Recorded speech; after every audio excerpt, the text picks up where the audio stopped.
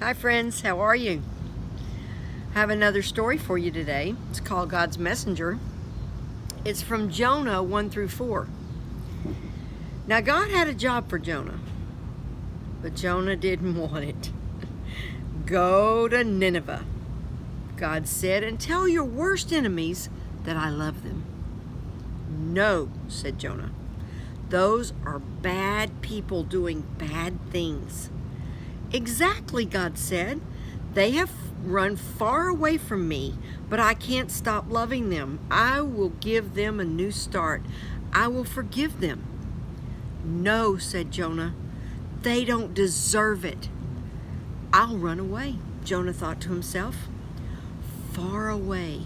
So far away that God won't be able to find me. Then I won't have to do what God says. It's a good plan.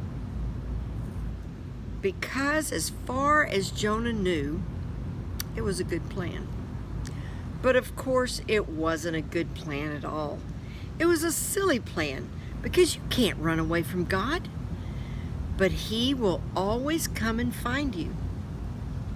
Jonah went ahead with his not very good plan. One ticket to not Nineveh, please. And he boarded a boat sailing in the very opposite direction of Nineveh. I've got a picture for you here.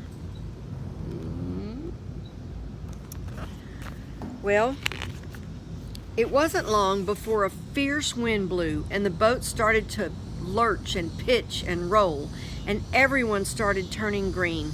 Jonah sat bolt upright in his bed. You see, the first thing that went wrong with Jonah's not very good plan was that God sent a big storm after him. The sailors couldn't sail their ship properly. We're sinking, they screamed, and they started throwing things overboard. Suitcases, food, water, whatever they could find. By now, Jonah knew that the storm was his fault. Throw me instead, he shouted to the sailors, and the storm will stop. The sailors weren't sure. It's the only way you can be saved, Jonah cried. So 1, 2, 3, splash. No sooner had Jonah hit the water than the waves grew calm. The wind died down and the storm stopped.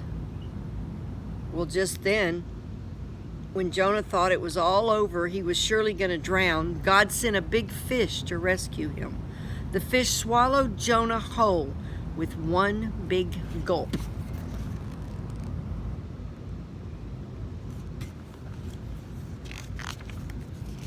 Jonah must have thought he died.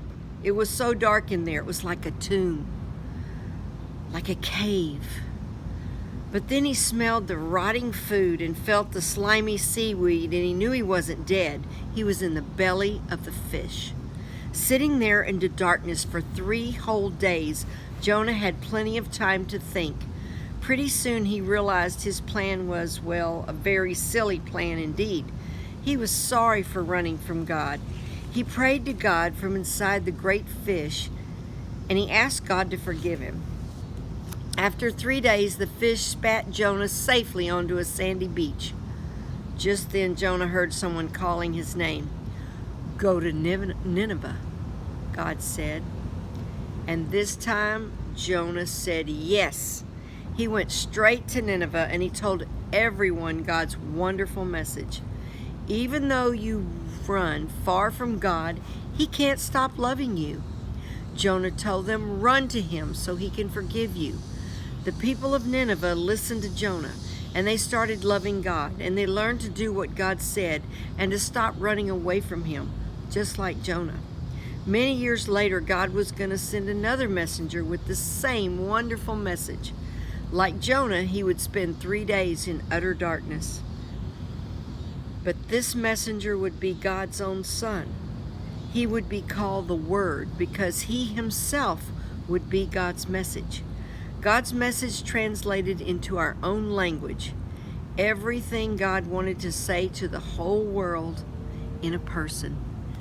We are so blessed that Jesus came into our life. We love Him. We can't run and hide from Him. He always finds us. I love you. And maybe I'll see you soon. Bye-bye.